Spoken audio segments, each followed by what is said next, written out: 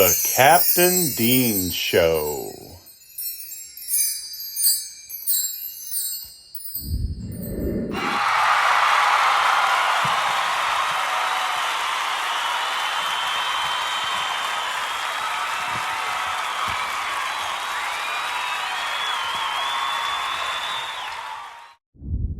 Welcome back to another super awesome, exciting episode of The Captain Dean Show. I'm Captain Dean. On this episode, I'm going to do another discussion on my time as a drummer. In this case, I was a percussionist. There was a moment in my life around 1997 where I got really hooked on percussion instruments, and it all has to do with reading Mickey Hart's book, Planet Drum.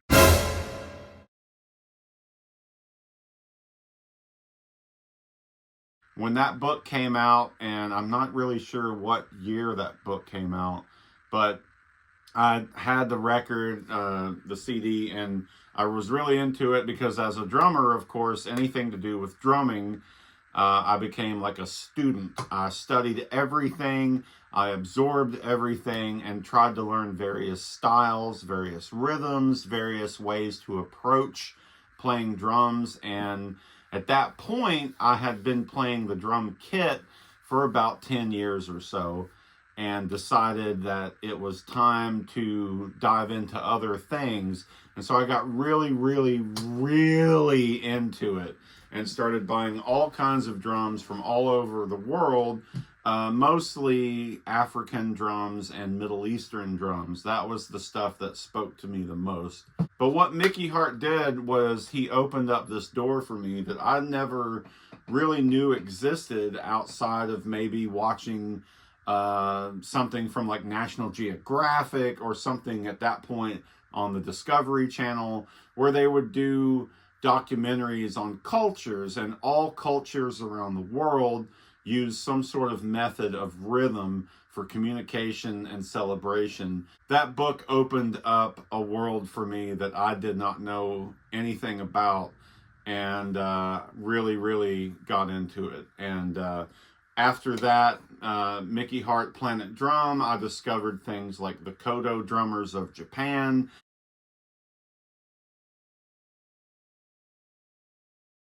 I got really into a band called Nexus. They were from Canada. They were a 5-piece percussion ensemble. Their music wasn't open door jam stuff. It was very orchestrated, it was written, it was organized, and so there was a lot of differences in the worlds where you can pick up a drum and just start playing on it and come up with rhythms, and it's kind of like a drum circle. If you've ever attended a drum circle, there's usually a person that's organizing it, and they'll kick off with doing a rhythm and just try to get the room to kind of jump on board with that. So you can sit there and do this, and then the other guy can do that, and then the other guy can, just kind of do the 4 on the floor thing. So anyway,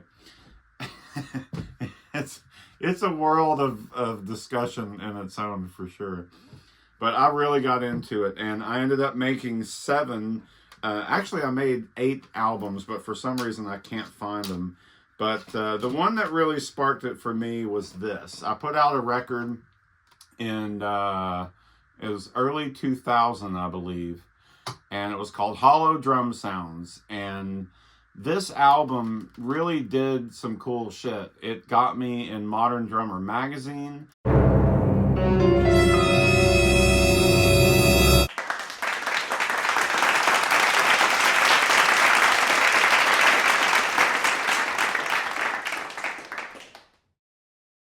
It got me in the PASIC world, which PASIC is like a percussive art society.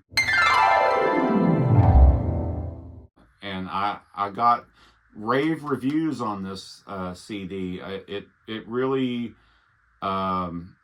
attracted attention, which was really neat for me, but I was a solo artist and I didn't know what to do with it. I would go out and perform at things where I would just basically walk on stage with a bunch of drums and just sit there and like awkwardly play a beat on this while hitting a tambourine with my foot or something. It was very strange to me. I'm used to being in a band where everyone kind of feeds off each other, and so it's cool to walk into a recording studio with 80 pieces of percussion equipment and just create songs and create soundscapes. And another thing that really did this kind of stuff for me is in the 90s and early 2000s, where I live around Kentucky and northern middle Tennessee, all of these stores popped up where they were selling rain sticks, and it was kind of a hippie world where incense and beaded doorway entry things, and everyone of course had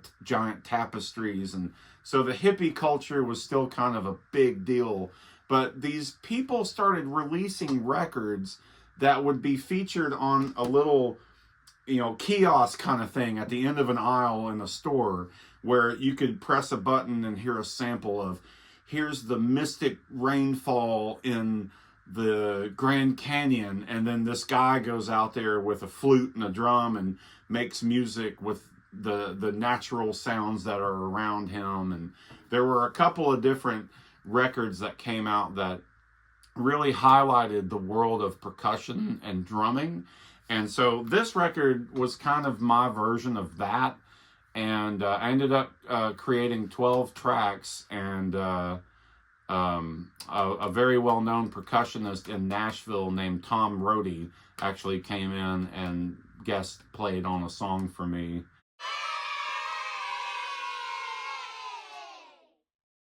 That was a very cool experience. This was my big attempt at being a solo artist, which oddly enough did not include me playing punk rock and music that I love, but playing percussion music, which they also refer to this as world beat or new age music. So this was my attempt at it. I also created my first record label called 1030 Records. And this record did a lot of cool things for me and kind of put me on the map as a drummer in a weird way without being on a drum kit. I got more known for being the drummer that plays obscure instruments, or the white guy from Kentucky playing African drums, which was my favorite reference that somebody used on me. So Hollow Drum Sounds came out, and then I followed that up with a record called Musical Trees. And I love this record. I actually brought in some people to play, and this actually became a band that performed live on several occasions.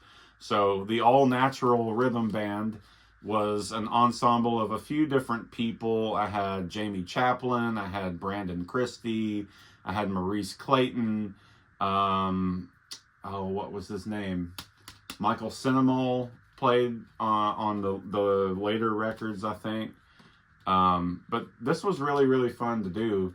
And I made some cool music with various people. Also, the people that owned the Entropy studio was Jim Steluto and Shane Gue. They were the ones behind the board doing the producing and recording and everything. And they were well accomplished musicians. So I actually had them come play like flute and keyboards and stuff like that. So this was all percussion instruments, like all organic sounds, and this one brought in some electronic things with the keyboard world and everything. And so these two kind of combined together, and I ended up making more records. The last one I did was just me, and on one track my friend Brandon Christie came in and he played the didgeridoo on a song. But this is Seasons, which is a 4-song EP, and the songs of course are Winter, Spring, Summer, and Autumn. And this was my last kind of thing to do that because I was starting to get bored with it, and I wanted to move on and get back to playing the music that I love and relate the most to, which would be like rock and roll and punk rock. And so this only lasted for a couple of years, but it was a really fun time in my life, and I got to do some really cool stuff. All of this happened while I was living and working down in Nashville, Tennessee. So I had access to some really cool studios and access to Forks Drum Closet and a couple of different places that sold or rented out percussion instruments for me to borrow. So I wanted to start the episode off by just letting you know about my little span as a percussion world beat artist. And all of that is kind of long gone for me. At one point, I owned easily over 100 different pieces of equipment. I had African djembes. I had the various drums that come from like the Middle East and India, and even some Egyptian drums. I had stuff from China and Japan. I had drums and percussion accessories from Europe, and of course Native American powwow drums. That I really got into that. But one of the main things I got into the most was the frame drum. And the frame drum can be noted as a few different things depending on where the territory is that you're talking about. The most known one would be the bodhrán, which I believe is Irish. And it's the one that you see the guys holding the cross beams in the back of the drum, and they've got the stick, and they're just sitting there playing like a neat little rhythm on that. So you'll see those a lot in Irish music or just European area. If you go into Africa, Northern Africa, especially in Egypt, they had the frame drum there, which was called the tar. And it had a thinner frame to it. The frame was maybe just a few inches wide, and they would stretch the skin over just the one side, and they would hold these things, and they would vary in size between like a 10-inch drum to like a 20-inch drum or a 30-inch drum. They're huge. And they would get a tribe of guys just standing around playing these things. And it was fascinating music to me. The most notable person to use the frame drum would be a guy named Glenn Velez.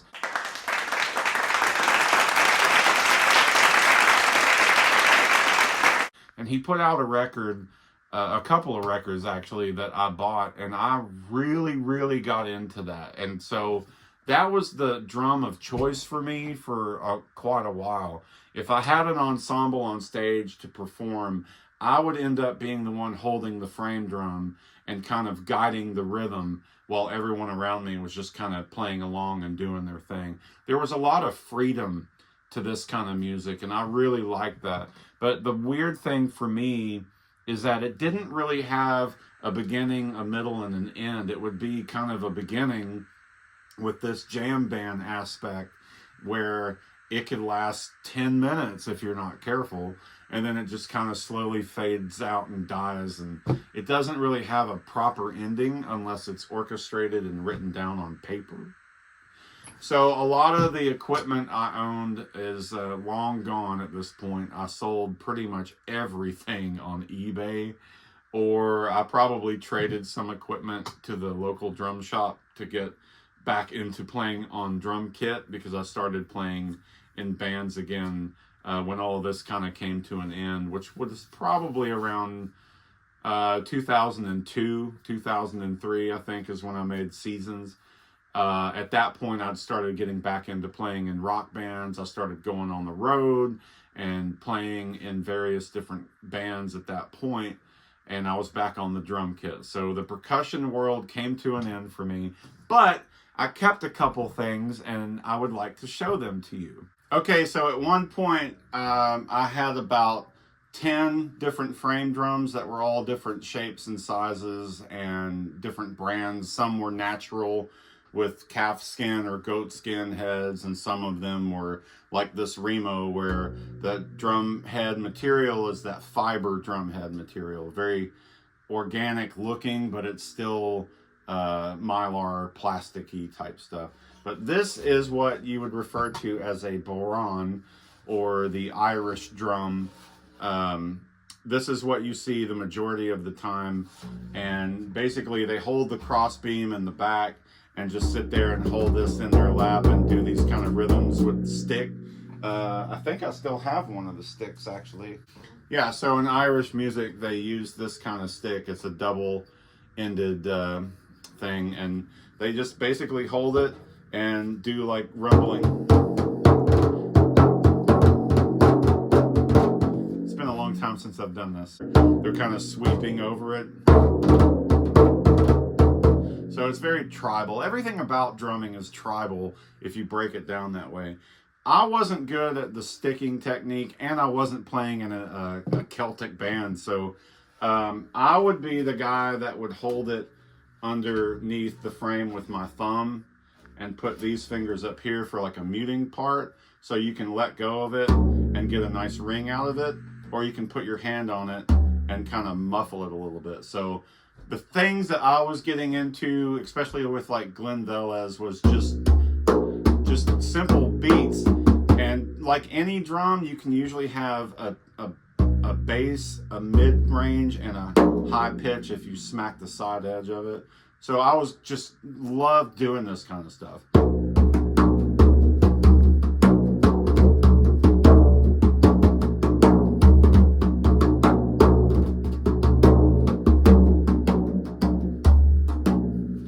Things are really tricky to play because they react to the weather. If it's humid, if it's cold, things like that. This head can stretch. So today it sounds kind of normal because it's not raining, it's sunny, but the temperature is about 60 degrees. This is about the average tone of what this thing would have for me.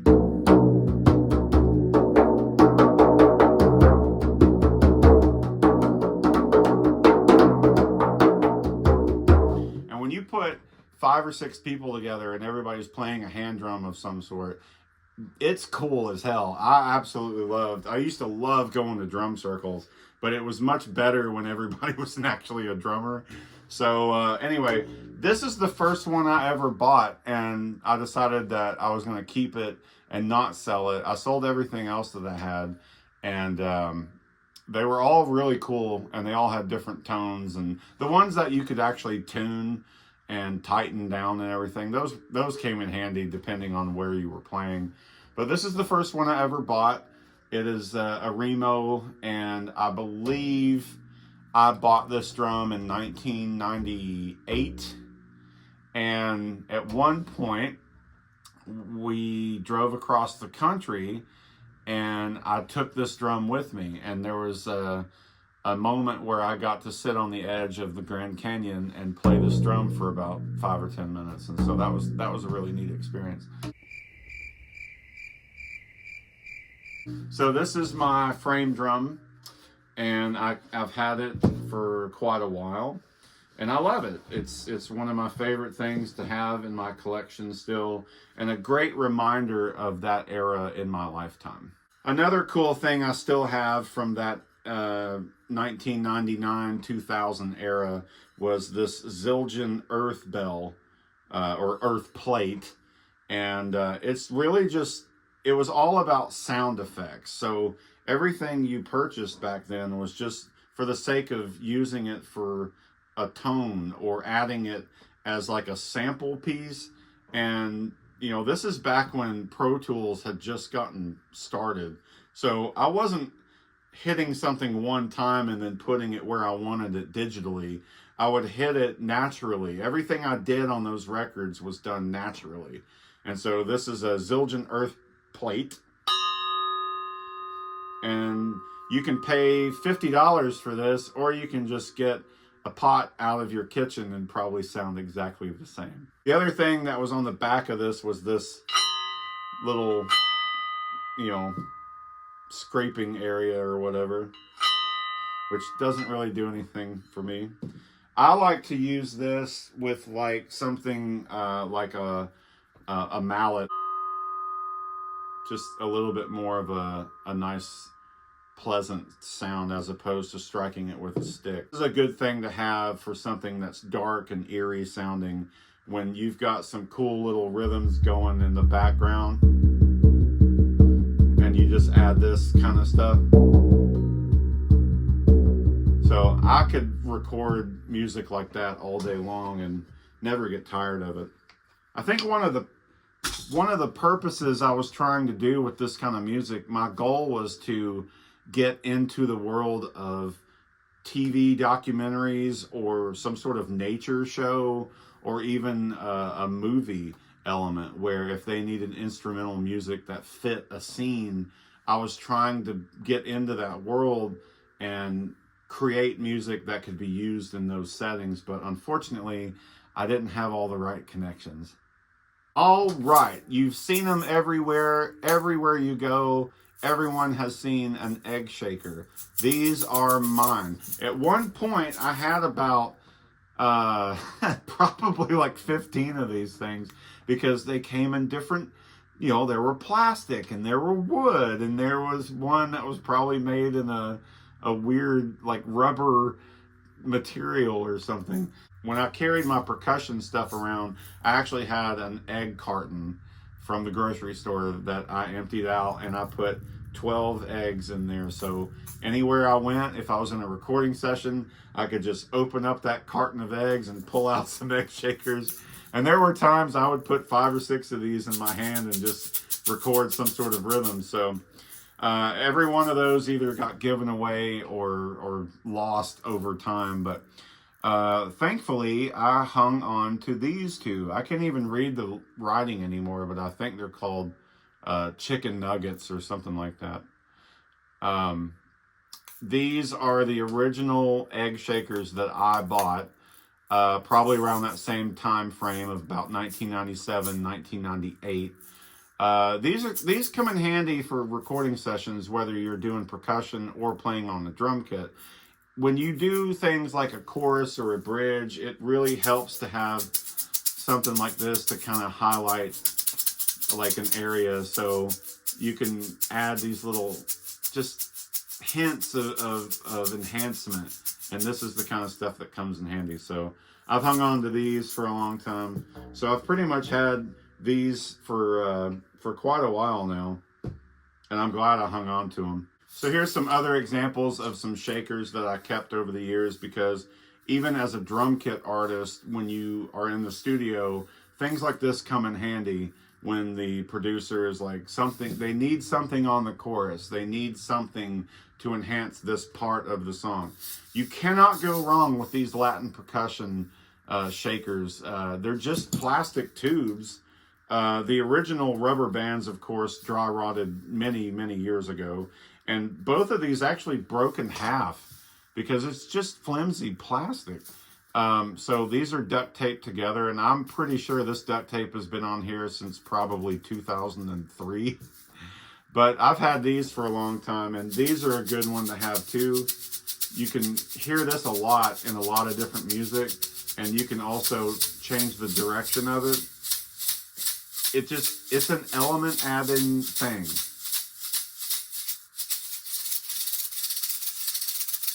So you have a variety of different ways to hold it, shake it, move it, and it goes with a variety of different styles of music as well. Two other things I kept just because they were a little bit different. This is a rhythm fusion shaker. It's a wooden container. It just has a different tone to it. So the world of percussion is cool because all these different sounds, if you're in the recording studio, you have different things to choose from and test out to see, well, the plastic egg shaker has a higher pitch, but the wooden egg has a lower pitch. And this one might fit the sound of the song better than this one. So I hung on to a couple of wooden shakers as well, including this egg, which doesn't have a logo on it. Oh wait, yeah, it does. This is a Latin percussion egg. So LP is probably the Cadillac of percussion companies. They make the majority of instruments that a lot of drummers get their hands on. So this is my tambourine. I've had this tambourine for a long time. I bought this at a drum store in Chicago, probably around 1992 or 1993. It is a Rhythm Tech tambourine, but it mounts onto the hi-hat stand. So when you're playing your hi-hat with your foot, or if you're playing a song on the hi-hat, you can hit that. And so it's got versatility, but you can clamp it onto a hi-hat and it bounces up and down with the cymbals. It adds so much element to a song if you're doing something like that. But I hung on to this one instead of having a traditional tambourine, which at one point I had several. I like the sound of these jingles. I think they're a perfect pitch. They're not too bright and they're not dark. They sound just right. And in this case, you can hold it also with your hands and just do basic rhythm stuff. So I've actually used these two things on the majority of the records I've played on since about 1993, 94, 95, starting somewhere back then, leading all the way up to the late 90s and early 2000s when I was doing all the percussion music. These two pieces of percussion have been with me the longest.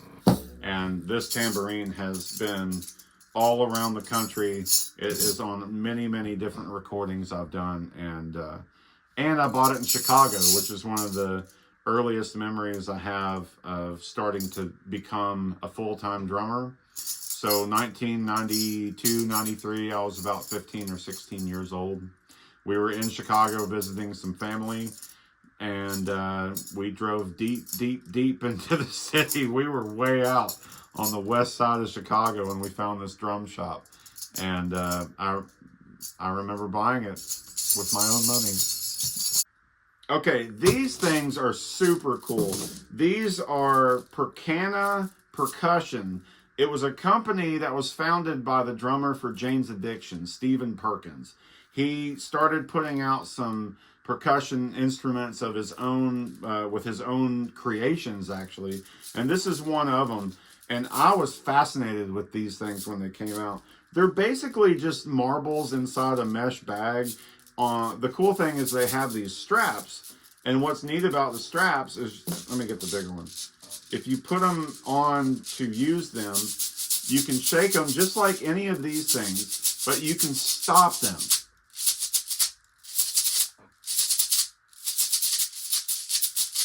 So if you fiddle around with them long enough, you can come up with some really cool stuff.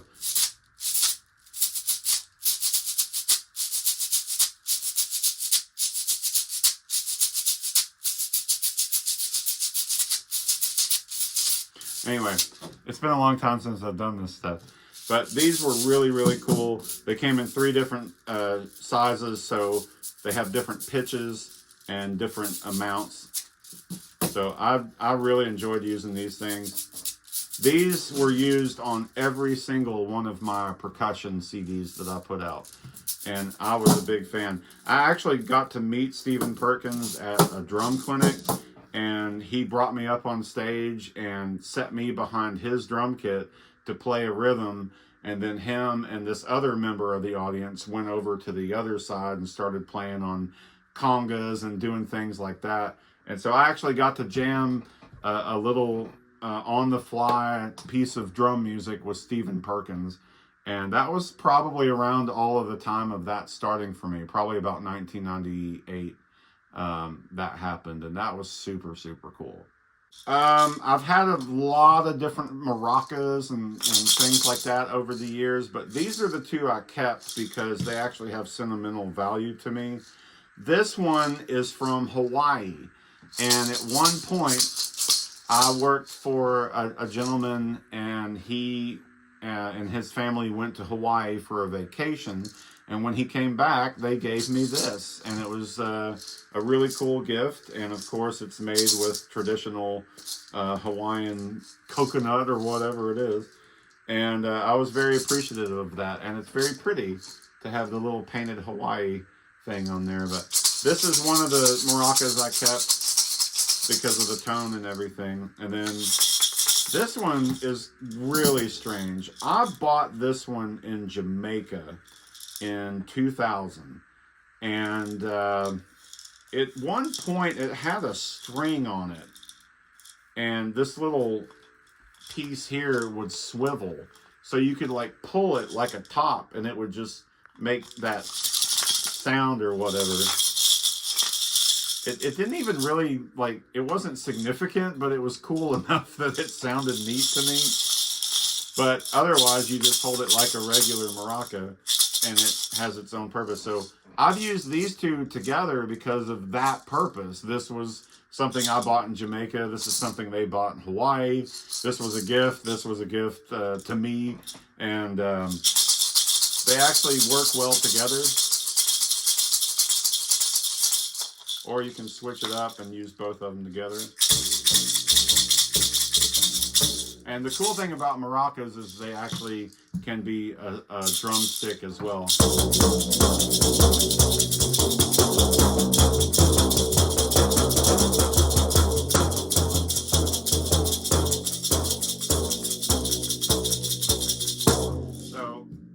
just a lot of fun stuff that you can do.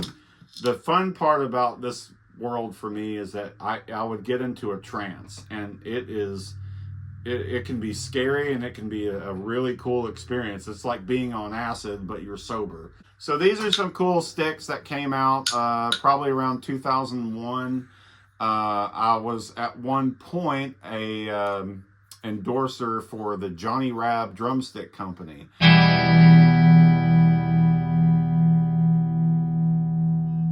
And they put out these sticks, and I ended up being the spokesperson to advertise them. They even put me in their catalog for that year.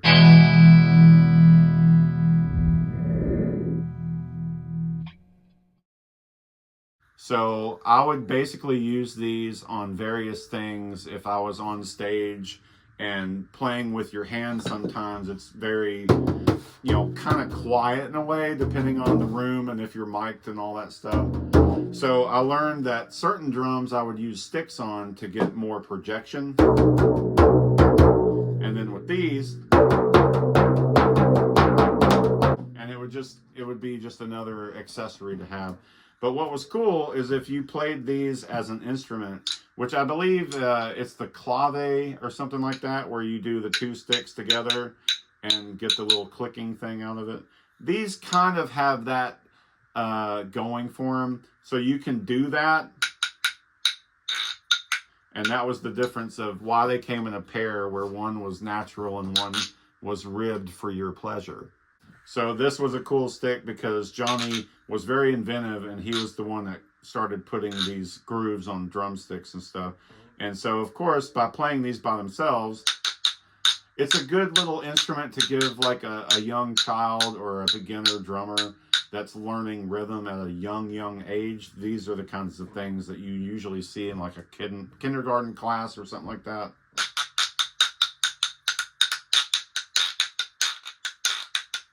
So again, very cool stuff. But what Johnny was good at was using this on the drum itself.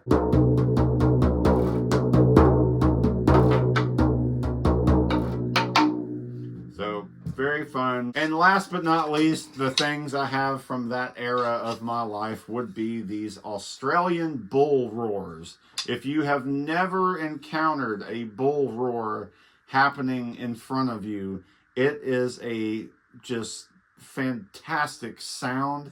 It is a mesmerizing thing to hear, and if the person knows what they're doing, that is the one holding it and swinging it, it is absolutely phenomenal to sit and listen to. I would love to demonstrate these things for you, but these strings are like 4 or 5 feet long, and you have to be out in an open field where there's nothing around you, because you become a human helicopter. And no, I'm not talking about that kind. These things are basically like a propeller. They get going when you're spinning it, and they make that sound, but at a much longer pace because it's swinging around you about 6 feet. And when these get going, it is creepy, but also mesmerizing to hear. At one point, I should go outside at like 2 o'clock in the morning in my backyard and just swing this around and scare the shit out of my neighbors. Both of these are from Australia. I found them in stores that sold Australian stuff. The smaller one is not as very powerful. The roar that comes off of this is cool, but it's smaller in size, so therefore it doesn't project very well. This fucking thing is loud as hell. The sound of this thing is neat. One of the songs on Hollow Drum Sounds, I used this bull roar on it, and what they had to do was, the studio was a small studio, but then they had a connection to the A room at the rehearsal hall, and they could mic in from the room and go into the studio, which was pretty far down the hall. So they set up a couple of microphones. Everything was really far away, super compressed microphones. And they put, I believe, 2 or 3 around me. And I sat on that stage and I had to keep my feet planted to where I was not moving, because one slight move while doing that, I could bump a microphone or knock a stand over or something. But somehow they were able to record me using these things, and it is really, really fun. There's my walk down memory lane for doing the percussion era of my life. It was a really neat experience. I really have to give all the credit to Mickey Hart from the Grateful Dead. He wrote a couple of really cool books that just educated me in the world of rhythm. It goes all the way back to caveman with sticks and rocks, and goes all the way up to modern day with instruments like this and playing on a drum kit in general. Mickey Hart was really good at being a percussive drummer, and I learned a lot from him. And even though I'm not a huge fan of the Grateful Dead, musically I could admire him and Bill as drummers because of what they were doing. And Mickey Hart had a massive impact on me to start writing and recording my own percussion music. And I also landed on Glenn Velez and Nexus and the Kodo Drummers of Japan. Good God, if you've never seen that before, that is some fascinating stuff to witness. I actually got to see the Kodo Drummers of Japan. They toured America probably around that time, 1998, 99.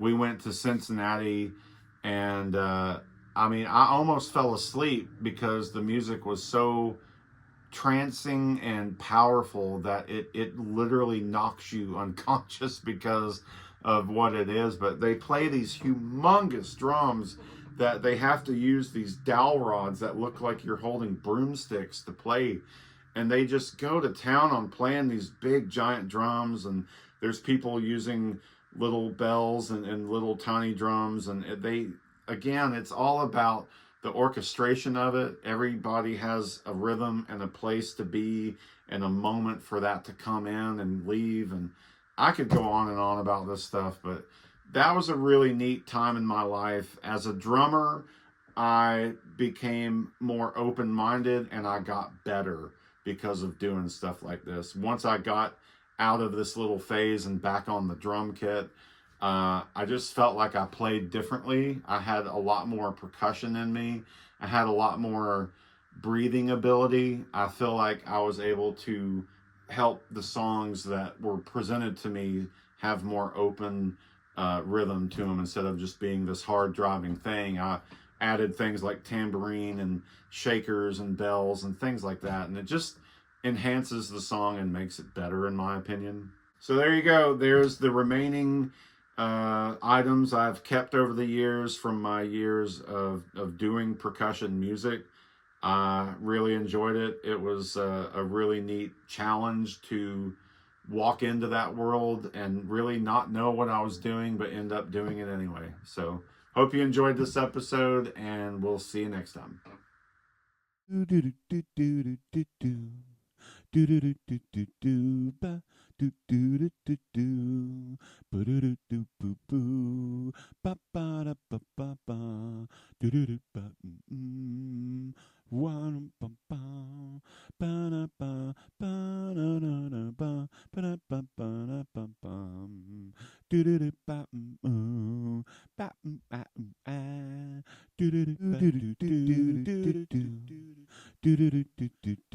ba do do do do do ba do do do boo boo ba ba da ba ba ba do do do ba one ba ba ba da ba ba da da da ba ba da ba ba da ba ba do do do ba ba ba ah do do do ba do do do do do do do do do do do do do do do do do do do ba do do do do do ba do do do boo boo ba ba da ba ba ba do do do ba one ba ba ba da ba ba da da da ba ba da ba ba da ba ba do do do ba ba ba ah do do do ba do do do do do do do do do do do do do do do do do do ba